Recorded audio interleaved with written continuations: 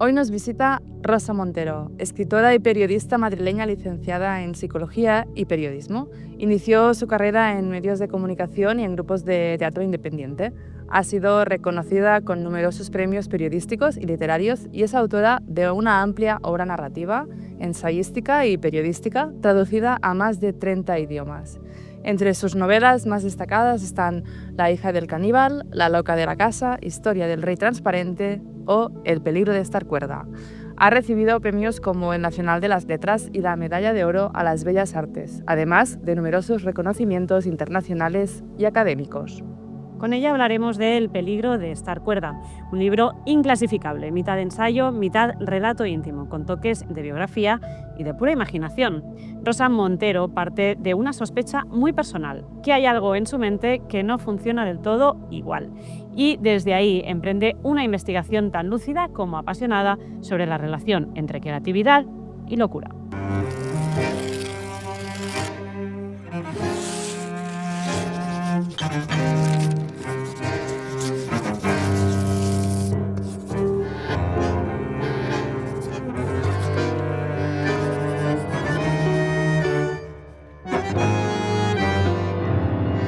Pues bienvenida, Rosa, a nuestra casa de Puño y Letra. Muchas gracias Para por invitarme.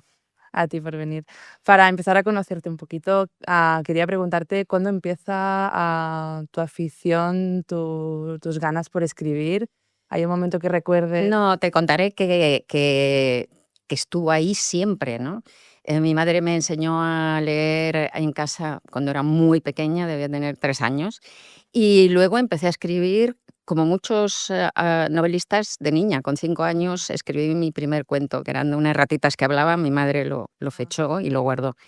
Así que como el recuerdo articulado de uno mismo empieza más o menos en torno a esa edad, ¿no? En los 5 años, pues yo te diría, parafraseando a Monterroso, que cuando desperté a la vida, la literatura ya estaba ahí. Oh, qué bonito.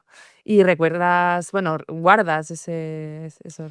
Sí, he libros? guardado el cuento de las ratitas muchísimo tiempo, hasta que ahora lo he perdido en el último, porque me he mudado infinitas veces, como casi todo Quisque, y entonces, pues, ya ese no sé dónde está, en algún sitio tiene que estar, pero hará 15 años o así, en la última mudanza lo perdí, pero tengo otro ahora, el más antiguo, es uno de 8 años, que además de eso es un cuento de ciencia ficción. Imagínate, se titula José Antonio y Merceditas en Los marcianos.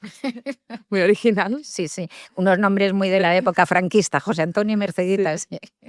Entonces, no sé si tienes alguna autora de esa época que te inspiró. Sí, me recuerdo leyendo de los cuentos más primeros que recuerdo haber leído, tendría por ahí unos 5 años, y era una cajita con 4 cuentos preciosos, muy bien, y recuerdo 2. Uno era El gigante egoísta, de Oscar Wilde, y que además lo tengo muy asociado a la conciencia de la muerte. O sea, leyendo ese libro fue la primera vez que me di cuenta que la muerte existía y que la muerte no era estar en otra habitación ni en otra casa, sino no estar. Y el otro que recuerdo maravilloso era un cuento de Selma Lagerlöf, primer premio Nobel de literatura, y que era un cuento fantástico. Y también creo que es importante, porque fíjate tú, si yo leía a esa mujer y me pareció maravilloso y vi que era una mujer, pues me dio como la autorización para escribir yo también, ¿no? Claro. No sé si ahora también tienes más referentes femeninos que masculinos. Tengo referentes de todo tipo y sobre todo referentes masculinos. Todas de mi generación nos hemos criado fundamentalmente en un mundo que nos lo vendían como neutro, pero era totalmente masculino, ¿no? Así que los referentes literarios son mayoritariamente y abrumadoramente masculinos, aunque efectivamente están algunos esenciales como este, o como Simone de Beauvoir, cuando leís El segundo sexo con 17, 18 años, pues fue deslumbrante, o cosas así, ¿no? Pero bueno, luego ya de adulta yo reconozco 2 maestros, ¿no? Pero son maestros muy tardíos, porque yo ya había publicado como 3 novelas cuando los leí por primera vez, y lo que pasa es que reconocí en ellos, llevado a lo sublime, todas mis búsquedas literarias, ¿no? Entonces ellos habían conseguido llevar eso a unas dimensiones que yo jamás alcanzaré.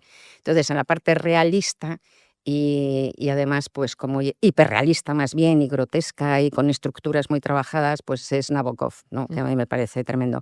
Y en la parte fantástica y mítica mía, que también la tengo y que Nabokov no tenía, pues es Ursula K. Le Guin, que es una genia absoluta, ¿no? Y que es una maestra a la que reconozco. Ujú. Y en cuanto a las temáticas, ¿qué es lo que, Mira, digamos, te mueve más? Isaiah Berlin decía que había dos tipos de autores. Uno, el autor erizo, que se enrosca sobre sí mismo y siempre escribe la misma novela, aunque profundizando. Ujú. No era peyorativa esta división. Y luego el autor zorro, que es el que camina por la pradera y va buscando nuevos horizontes. Y yo soy un zorro total. Entonces, todos los escritores escribimos siempre sobre lo mismo, que son nuestras obsesiones, y que cuando empiezas a escribir ni siquiera sabes muy bien delimitarlas, ¿no? Pero luego, mirando hacia atrás, ya yo que tengo una obra y una vida, pues ves que siempre son las mismas, ¿no? En mi caso, esencialmente, soy sobre todo muy existencial, es decir, que hablo todo el rato obsesivamente de la muerte, del sentido de la vida, si es que hay alguno, del paso del tiempo y lo que el tiempo nos hace, eh, y nos deshace, porque vivir es deshacerse en el tiempo, luego de la memoria como una construcción narrativa, de la falta de fiabilidad de la realidad, de la necesidad de los otros para que la vida merezca la pena de llamarse vida, del poder, pues esos son más o menos mis temas fundamentales. Y luego, como soy un zorro, pues voy buscando vías nuevas de contármelo, ¿no? Entonces he tocado pues casi todos los palos, ¿no? Pero tengo esa dualidad, ¿no? Una que sería hiperrealista, nunca un realismo muy tradicional, digamos, ¿no? Ujú. Y luego mucho cuidado con las estructuras, me interesan mucho, y luego esa parte pues fantástica, sí. Ujú. Cuando tienes claro ya de lo que quieres hablar, el tono, ¿cómo te organizas? Es decir, ¿eres una persona que tienes alguna manía a la hora de escribir? ¿Es Mira, metódica? cada persona, cada escritor tiene su método. Cuando doy clases de escritura creativa lo digo, tienes que encontrar tu manera de escribir, ¿no? Entonces yo lo que hago es mi método, es que primero no escoges la novela te escoge a ti, no escoges la historia. Sino que un día de repente aparece una imagen en tu cabeza que resulta poderosísima, es como un sueño diurno en realidad, no sabes de dónde sale, del inconsciente, como los sueños, y de repente te ocupa, te posee, te turba, quieres saber más, te llena tanto el pecho y la cabeza que no puedes con ella, y dices, yo esto tengo que contarlo, tengo que compartirlo, ¿no? Entonces ahí nace la novela. Yo a eso lo llamo el huevecillo. Entonces yo apunto eso, a esa empieza la etapa de la creación en la cabeza, porque primero se escribe en la Claro. cabeza. Entonces apunto eso en cuadernos, tengo un montón de cuadernos maravillosos, súper satinados, preciosos todos. Y apunto eso en cuadernitos que voy llenando, desarrollando la novela, escribiendo siempre con estilográfica, porque no escribo más que con estilográfica. Me encanta. Es un placer sensual escribir Y en luego lo una pasas página. a... No lo paso, porque no es que esté escribiendo, notas. no estoy redactando, son Claro. notas. Claro. Entonces puedo llenar con una novela, se me pasa un año y medio, puedo llenar varios cuadernos, hago además mapas, si los edificios son importantes, hago mapas de planos, ¿no? De la Claro, casa, claro. de las cosas, o sea, y cuando ya sé, y luego al final, como te decía que la estructura también me importa y tal, bueno, al final empiezo haciendo en grandes cartulinas pues organigramas de la novela, casi como storyboards, ¿no? Ujú. De cine, y hago combinaciones de capítulos para ver cómo se cuenta, ¿no? Puedo hacer una decena de combinaciones, y cuando ya sé que va a tener 46 capítulos, lo que va a decir en cada capítulo, me siento y me estoy al ordenador y me estoy otro año y medio y cambia, afortunadamente, es un bicho Claro. vivo hasta el final, ¿no? Sí, sí, Entonces, en vez de 46 capítulos tiene 58, aparece un personaje que no estaba, cosas así. Van apareciendo cositas. Cuando terminas la novela, ¿se la dejas leer a alguien o va ya directamente? Es esencial, esto lo digo siempre, y además yo noto las novelas en las que no se ha hecho esto. Es esencial que cuando terminas el primer borrador, que en realidad es el primer borrador, no es el primer borrador, quiero decir el primer borrador de verdad, definitivo, digamos, ¿no? Que ya lo has repasado, lo has reescrito, montones. Bueno, cuando terminas ese primer borrador que crees que la novela ya está, es esencial dejarlo por lo menos un par de meses reposar y olvidarte de la novela, y en ese tiempo darlo a leer a 4 o 5 personas cuyo criterio te guste, que tengan el mismo gusto que tú de literatura, porque si no lo tienen, Ya. no te sirve de nada lo que te van a decir. Y luego que sean buenos editores, porque hay gente que es muy buena lectora, pero no sabe decir por qué le gusta o no le gusta algo. Esto tienes gente que sepa y luego que te lo digan de verdad. Hombre, que sean amables. Que no te digan vaya mierda de novela has escrito, pero, Claro. pero que te digan lo que les parece que falla o no. Claro. Entonces, dejarlo, olvidarlo, y luego al cabo de esos por lo menos 2 meses, imprimes el texto y te lo escuchas lo que te han dicho y te lo lees como desde el principio hasta el final, y es alucinante, porque salen unos defectos siempre, porque claro, estás tan metida en la novela que no tienes Tienes que perspectiva. como coger Cuando te distancia, vas, ¿no? de repente emergen Mm. como islas hasta el punto de que siempre te avergüenzas y dices, pero ¿cómo he sido capaz de mandar esto? Estabas Yo creía estabas que como muy estaba, dentro y no yo veías. creía que estaba acabado, pero este fallo horrible, ¿no? Y ahí, pues bueno, ahí haces el borrador definitivo. Y qué bien tener todas esas opiniones. Sí, y lo notas esto, si no lo haces. Yo he visto novelas maravillosas que de repente tienen un error garrafal y dices, Era eso. era esto, es que le faltaba repasar, le Claro. faltaba mirarlo, sí. ¿Nos has traído un objeto que está Sí, por ahí camuflado? aquí está esta maravilla Cuéntanos. de salamandra, de piedra. Yo me tatué, mi primer tatuaje es esta salamandra de hace 30 años. Bueno, entonces a partir de ahí me gustan mucho los lagartos, porque son como dinosaurios o como dragones, ¿no?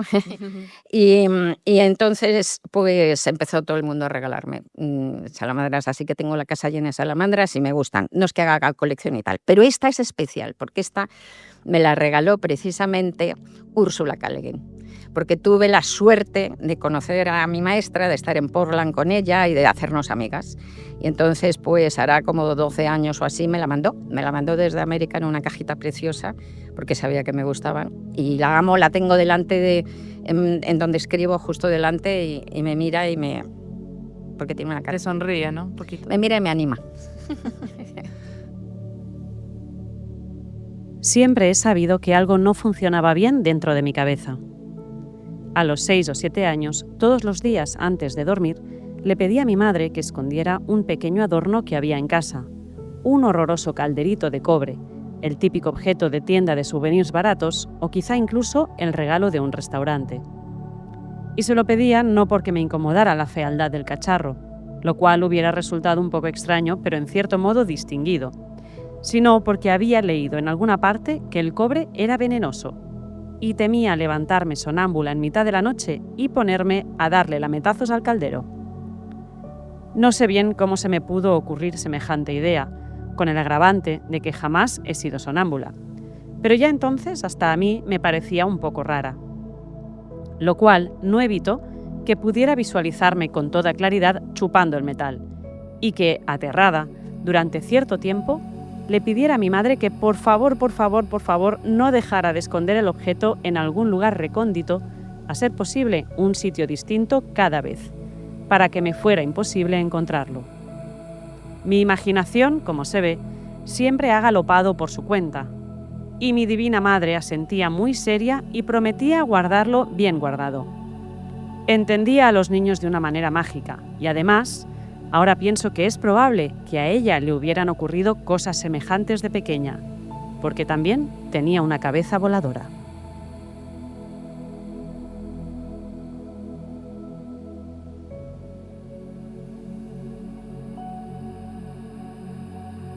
Rosa, muchísimas gracias por quedarte un ratito más en casa, en esta casa de puño y letra, y venirte también al saloncito. Sois un gusto de anfitrionas, o sea que encantada. Y esto de ir ampliando casa, pues también da cierto gusto. Estupendo, estupendo. Hoy quería hablar contigo del peligro de estar cuerda, para empezar, y para aquellos oyentes que no lo hayan leído todavía, aparte de que no sé a qué esperan.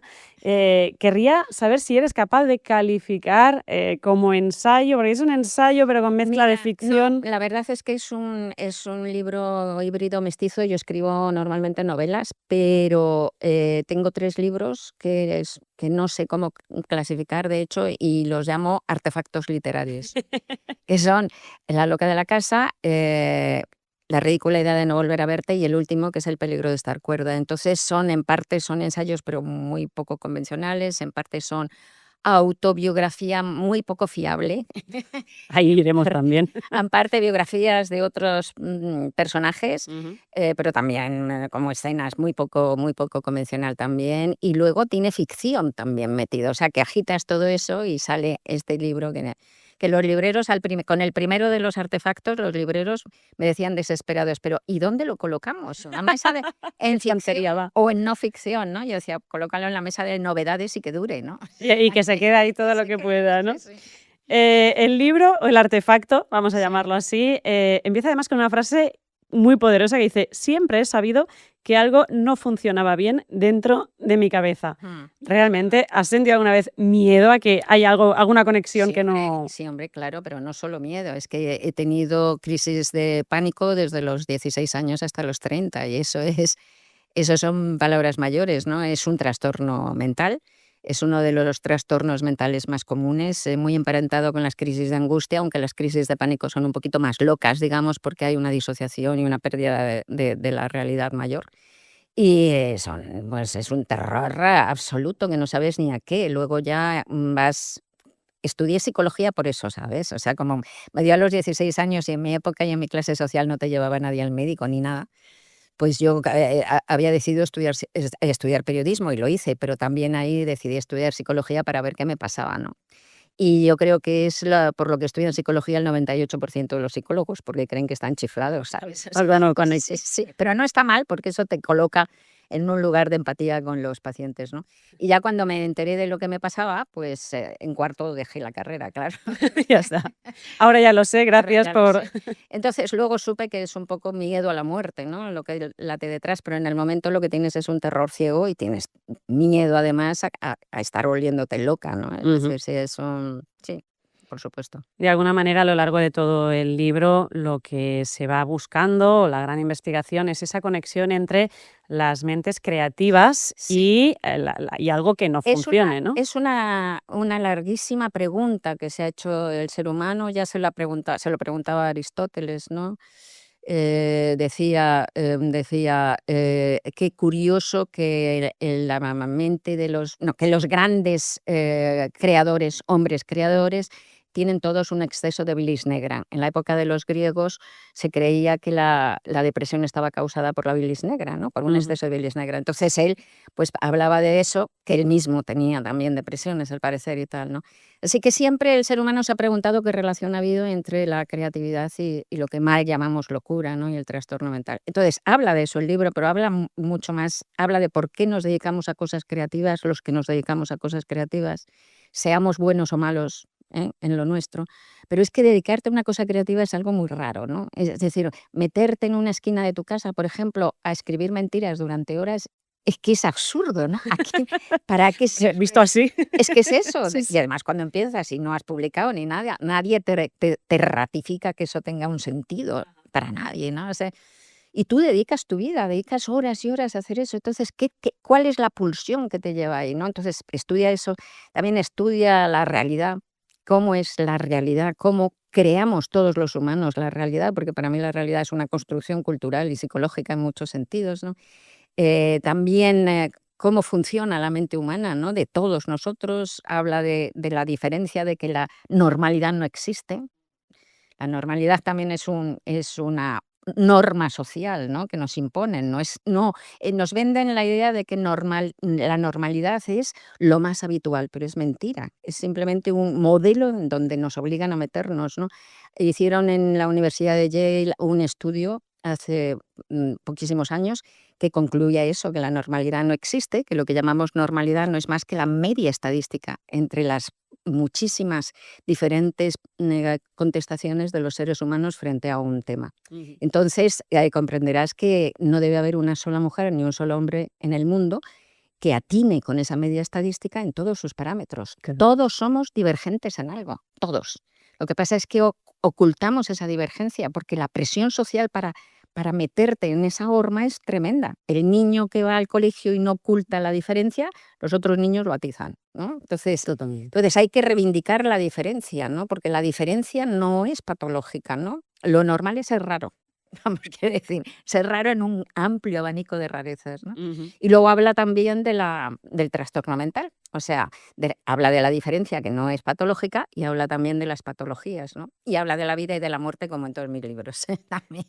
De temas existenciales, Sí. ¿no? Y que aquí además, gracias al libro, acabamos conociendo también la vida de muchas personas Sí, donde se han podido detectar esos trastornos, sí, ¿no? O sí, sí. situaciones. Yo he intentado extraer algunos temas así que me han parecido como muy interesantes, precisamente si nos centramos en los perfiles de personas creativas o cuya profesión se basa en la creatividad. Una es describir a los escritores como vampiros. Esto me parece muy interesante, hablando de que os alimentáis de historias ajenas para sobrevivir. Bueno, unos más que otros, ¿eh? O sea, creo que esa palabra la utilizo concretamente con Silvia Plath. Ujú. Entonces, hay escritores vampiros y otros menos vampiros. O sea, otros, claro, todos nos alimentamos, lo que tú escribes sale de todo lo que tú eres, de lo que vives, de lo que sueñas, de lo que temes, de tu salud física, de todo. Pero hay autores que verdaderamente van chupando la vida de los otros y traspasándolas, y hay otros, como es mi caso, que no sabes de dónde sale, que sale del inconsciente como un sueño y realmente no puedes ligar eso, no eres capaz de ligar eso con una realidad concreta, aunque sin duda tendrá sus raíces en la realidad, Ujú. pero ha pasado por el inconsciente, se ha creado otra cosa y no sabes ni siquiera hacer el camino, ¿no? Sí, pero lo de vampiros lo uso con Silvia Plath, que era tremenda. O sea, iba a ver la agonía de su vecino Sí, para para poder apuntarla y escribir. poder escribirla un día. Otro de los temas que pones sobre la mesa y que me ha sorprendido es hablar del síndrome del impostor. Y me ha sorprendido Sí. que incluso en tu caso, escritora de renombre con una carrera súper consolidada, hayas Pero sentido somos síndrome del muchísimos. ¿Y tú no impostor. tienes síndrome del Yo sí, pero supongo que en mí lo justifico No, y pero es en que ti me sorprende. es súper habitual en todos los que nos dedicamos a cosas así un poco creativas y tal, es súper habitual. Y no solo en mujeres, ¿eh? Las Ujú. mujeres tendemos a sufrirlo un poco más, pero muy poco más. Por cada 10 mujeres hay 8 hombres que tienen síndrome del impostor también. Así que es algo, mira, sí, cuando doy clases siempre digo que el peor enemigo es el enemigo interior. Para las cosas creativas, ese yo interior asqueroso que te susurra: "No vales, no sirves, no vas a ser capaz de hacerlo, estás haciendo el ridículo". Ese ron, ron, ron, ron, ron, ron. Bueno, pues hay que darle con un martillo en la cabeza. Y ahora que abrías el melón un poco de las mujeres, de esta diferencia, hay precisamente un capítulo dedicado a todas esas mujeres que se han podido dedicar, sobre todo hace unos años, a cosas creativas, que quizá no era tanta en proporción como los hombres, y que además de esa situación o esto que ya veíamos por el hecho de dedicarse a situaciones creativas, detectábamos situaciones de diagnosis de histeria, encierros, abusos, Sí, miedo. bueno, se ha utilizado siempre em, como decíamos antes, que la normalidad es una imposición cultural y social. Pues todos los que se alejaban de esa normalidad, pues han sido muchas veces encerrados en psiquiátricos. Se ha utilizado, la psiquiatría como un castigo social, ¿no? Entonces, las mujeres que no se adaptaban a la norma y no eran las mujeres típicas, pues han sido metidas en psiquiátricos, pero también los homosexuales. Y también, por ejemplo, lo han utilizado algunos regímenes como el soviético, llenó los psiquiátricos de disidentes, o sea, que ese ha sido un arma terrible, sí, Ujú. Otro de los calificativos para los mayores escritores son yonkis de intensidad. total. ¿Cómo es Rosa Montero de intensa? Totalmente, soy exactamente así, ¿no? Es que, tengo un capítulo que se titula, La tormenta perfecta, porque Sí. digo que para llegar al hecho creativo, pues se necesita que se den un montón de circunstancias. Insisto que no tiene nada que ver ser bueno o malo, ¿no? Sino solamente esa pulsión que te obliga a hacer esa estupidez de encerrarte en una esquina a escribir mentiras. Entonces, pues una de las cosas es ser yonki de la intensidad, efectivamente, es decir, que necesitas estar como todo el rato en una especie de: "No, qué maravilla la vida". Bueno, yo sí, claro, soy así. Entonces, lo malo es que los yonkis de la intensidad tienen sus momentos de mono también, claro. O sea, Necesitas la adrenalina, ¿no? cuando la intensidad se apaga, la vida es oscura, oscura, oscura. Hay otra historia que hace un poco de hilo conductor y que no quiero hacer demasiado spoiler, pero que es esa historia de la usurpación de Sí. identidad La impostora, sí. La impostora. Toda la gente que tenemos una vida pública tenemos impostores, gente que se ha hecho pasar por nosotros, todos. Y de hecho, a mí me ha pasado el año pasado 2 veces, te intentan usurpar las redes ahora, ¿no? Ponerte... Entonces, eso es muy habitual. Lo que no es normal es, como en este caso que cuento, que haya una impostora que te persiga durante años, décadas, ¿no? Entonces, en esa historia, pues diré que hay parte de que es verdad y hay parte que es ficción, pero no voy a decir qué parte es verdad y qué parte es ficción. ¿Qué tanto por ciento podemos No, decir? Tampoco. Lo que sí os puedo decir es que algunas de las cosas que cuento que parecen más increíbles son verdad. ¿No? Algunas de las cosas más increíbles son verdad. Pero es que no quiero decir ni tanto por ciento ni nada, porque para mí esa mezcla de la realidad y de la ficción es la manera más exacta que tengo de reproducir lo que yo pienso que es la realidad, porque vuelvo a decirte que para mí la realidad es algo muy poco fiable. Y además es una construcción del imaginario y es una construcción también cultural, ¿no? Por ejemplo, si yo ahora llego y digo, acabo de cruzarme con el demonio, qué susto, olía a azufre y entonces he sacado una lengua bífida y me ha hecho así y me ha asustado mucho, pues vosotras os quedaríais horrorizadas pensando que me he brotado y que hay que llamar a un psiquiatra, ¿no? Pero si es el siglo XII, pues hubiera parecido interesantísimo. Y hubierais dicho, ay, ¿y qué has hecho? ¿Cómo te has librado? ¿Le has hecho la señal de la cruz o algo, sabes? O sea que la realidad depende de tantas cosas y de lo que tú pones en ella, de lo que tú miras y eres capaz de ver y eres capaz de contarte sobre la realidad, ¿no? Así que sí, es algo verdaderamente muy resbaladizo, ¿no? Ya hacia el final del libro ahí explicas una entrevista con Doris Lessing que me parece muy interesante Sí. porque pone sobre la mesa también el tema del hacerse mayor. Sí. ¿Qué da más miedo, volverse loco o hacerse mayor? Hombre, no, volverse loco siempre da muchísimo más miedo. O sea, es que la soledad de lo que mal llamamos locura, la locura en realidad es una ruptura de la narración común. Te sales de esa narración y por lo tanto te sales del mundo, te sales de la especie humana. Crees que lo que te está pasando no le ha pasado nunca a nadie y esa es una soledad que no tiene que ver ni con la soledad ante la muerte, porque por lo menos cuando te mueres sabes que todo el mundo se muere, no sé, es lo más humano. Es un compartido. Pero el trastorno mental te engaña y te hace creer que eso que te está pasando solo te ha pasado a ti y nunca le pasará a nadie más. Entonces, por eso es completamente inefable. Tú no puedes hablarlo con nadie, ¿no? Eres como un astronauta que ha perdido la manguera que le une a la nave y empieza a derivar hacia el espacio sideral, oscuro, frío, helado. Y claro, eso es un dolor, pues somos animales sociales, ese desgajarse de la especie humana incluso es un dolor bestial. O sea, yo creo que el mayor dolor que yo creo que se puede experimentar en este mundo es el dolor psíquico.